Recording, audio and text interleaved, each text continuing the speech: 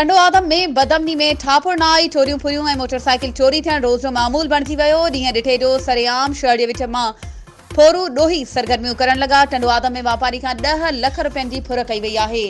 शहर जे मुख बाज़ार जामे मस्जिद लॻ 4 नामालूम फोरू बआसानी सां वापारी खां फुर करे फरार थी विया।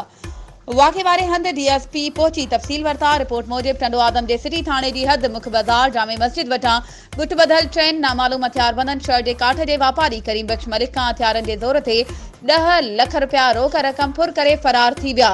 वाक़े जो इतलाउ सिटी पुलिस खे ॾिनो वियो। डीएसपी टंडो आदम एजाज़ अहमद मेमण वाक़े वारे हंधि पहुची तफ़सील वरिता। उन मौक़े ते वापारी करीम बख्श उर्फ ॾाॾा मलिक ॿुधायो त वापारी लाइ मीज़ान बैंक मां रोक रक़म कढाए कलर जे दुकान तां रंग ख़रीद करण लाइ वञी रहियो हुअसि त 4 नामालूम गुट ॿधल हथियारबंद लोंधड़ीअ ते हथियार रखी 10 लख रुपया फुर करे फरार थी विया आहिनि।